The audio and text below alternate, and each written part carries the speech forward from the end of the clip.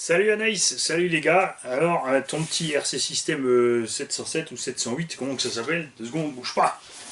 Ah, tu fais un autisme, c'est manière, raconte des bêtises. RC 909, 707. Qui c'est écrit sur le carton? Ah bah si, sur le carton c'est écrit 708. Alors là, il y a écrit Jump Shot 708, là écrit RC 909. Donc, un des deux, et fini.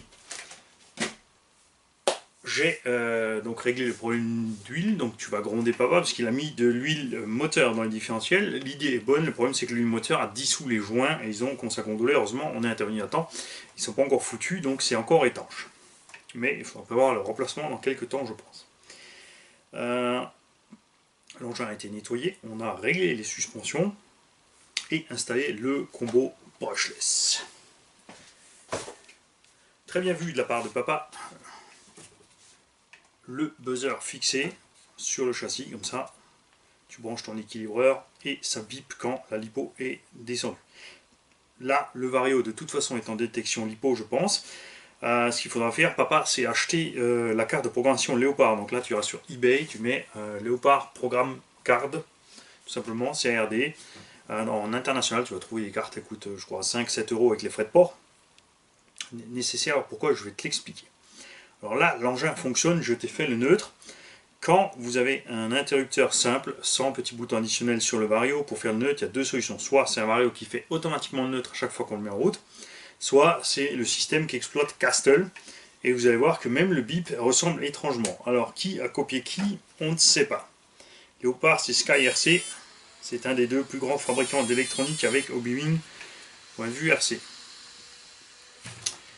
Quand tu veux faire le neutre, tout simplement. Alors là, à propos du bouton off, donc il n'était pas à l'envers, c'est juste qu'il était monté à l'envers dans le boîtier plastique.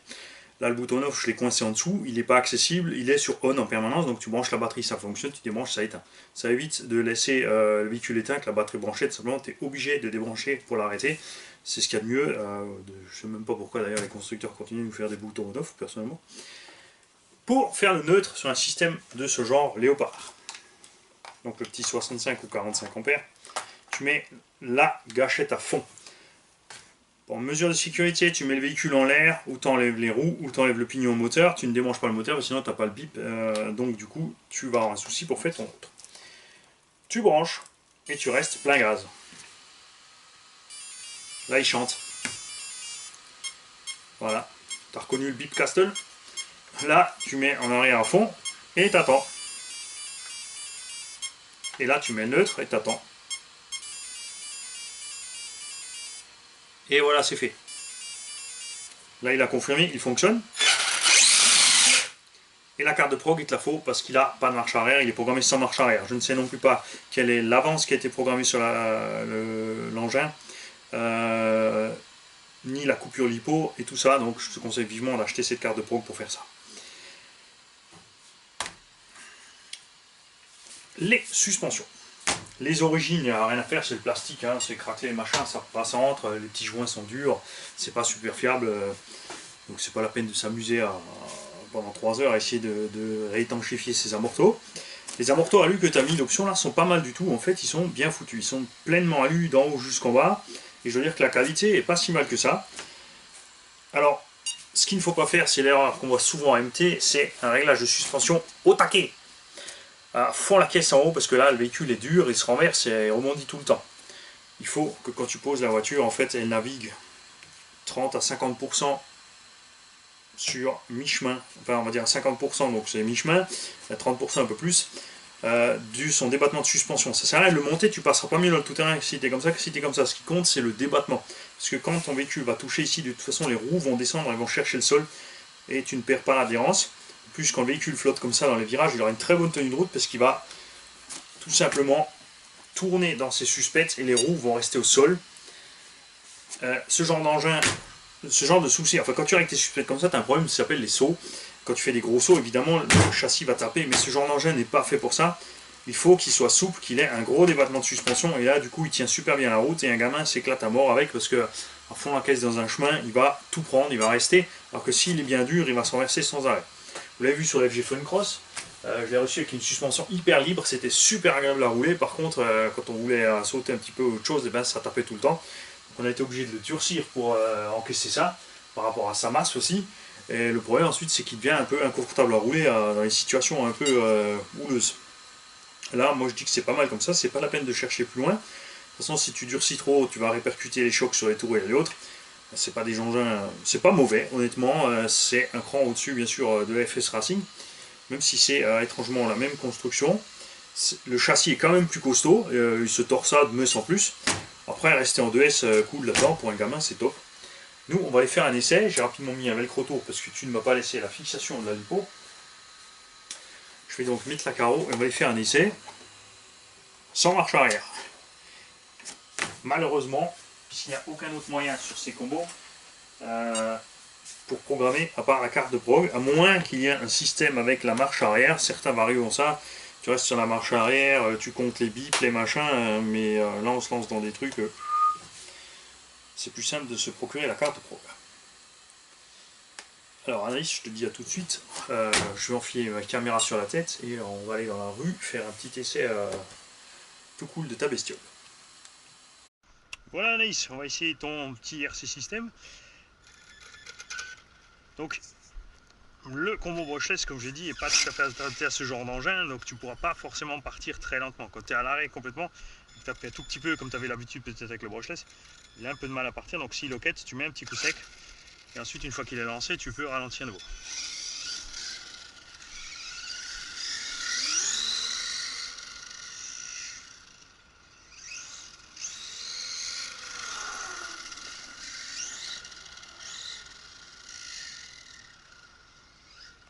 La suspension encaisse super bien les passages de dénivelé.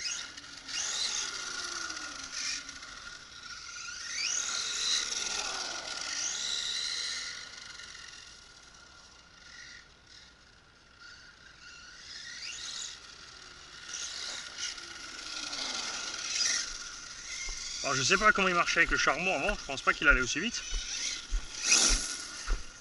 Alors ce que je t'ai expliqué pour partir lentement, ça le fera surtout Anaïs sur les terrains durs. Tu vois là ça va bien, c'est surtout sur le goudron je pense, c'est dans l'herbe. Après là partout ça glisse, de toute façon les roues vont glisser donc ça sera pas un problème. Et encore ça va, on va essayer tout doucement. Tu vois ça c'est ce qu'on appelle le clogging, c'est le moteur qui tremble, donc toi tu mets un petit coup et t'es parti.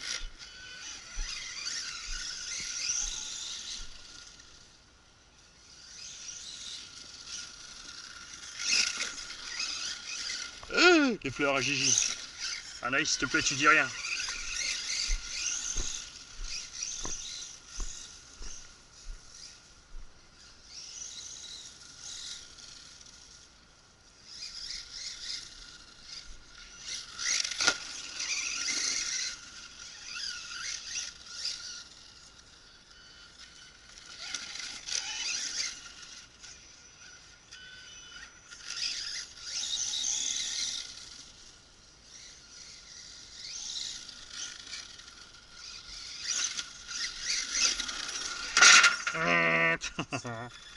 Ah, je pas de marche arrière.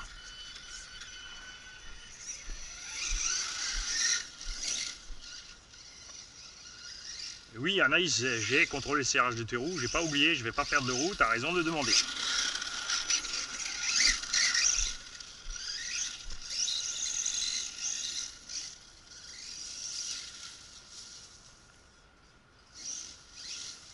C'est pas dégueu, les diffs de ce petit RC système sont pas si petits que ça, c'est assez bien fait. Il y a des bons roulements dedans, il y a des pignons 4 satellites. J'ai pas de marche arrière, désolé les fleurs.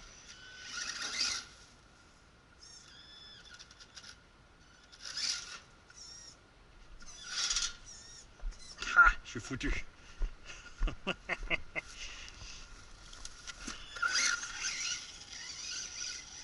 Donc il doit, je crois, exister une version brushless de ce petit machin. Ça va pas être trop mal. Après, n'oubliez pas, les petits, c'est un machin à petit budget. C'est pas fait pour faire le fou. Ne faites pas ce que fait Mani avec ce X-Max avec vos petits engins. Restez sur le sol. Des petits décrochements, des petites marches à sauter, tout ça, c'est pas un problème. Mettez pas des rampes, faites pas les fous. C'est pas fait pour.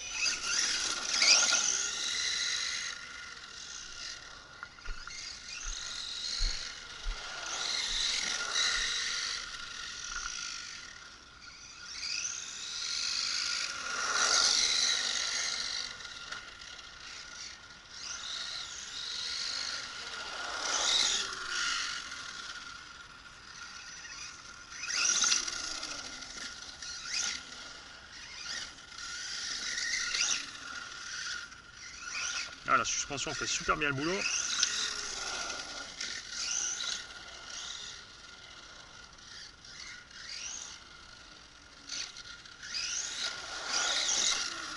Alors n'oubliez pas aussi, n'arrivez jamais sur un obstacle en freinant.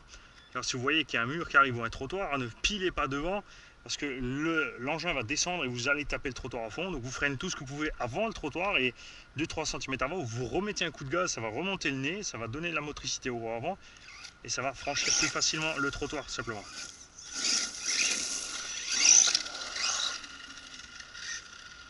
Quand tu arrives sur le trottoir, petit coup de gaz, ça sera toujours moins de dégâts sur le véhicule que si tu piles devant et que tu te tapes l'obstacle comme ça avant de monter.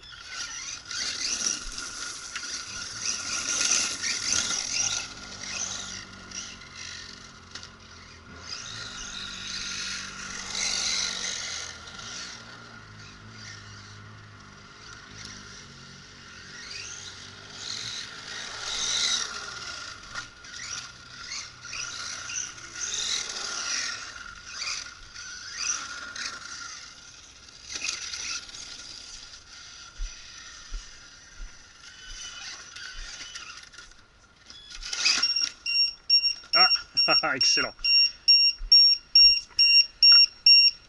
Alors, voyons voir ce qui se passe. Est-ce que le choc a débranché l'équilibreur ou est-ce que la batterie, du fait de forcer comme ça contre la marche, a déséquilibré? Alors, 3,92 sur une cellule, 3,93 sur l'autre, 3,80 sur l'autre. La question est donc, pourquoi tu bipes? Voilà, 3,40, ça, papa est peut-être réglé un peu haut à 3,80. Voilà. Température, ça chauffe, c'est ce que je disais, ce moteur a un petit peu de mal dans l'engin, donc papa, il faudra que tu mettes un pignon peut-être un peu plus petit, du coup ça ira un peu moins vite, mais il forcera moins. Il faudra aussi, avec la carte de prog, régler très certainement l'avance au niveau du vario. Ça jouera aussi si tu peux diminuer un peu ton avance. Et puis sinon, s'il n'y a pas d'amélioration au niveau de la température, s'il y a des problèmes de chauffe, il n'y aura pas d'autre choix que de monter un moteur un peu plus long, plus adapté à ce genre d'engin. Voilà. Donc je vous souhaite une belle journée et à très bientôt.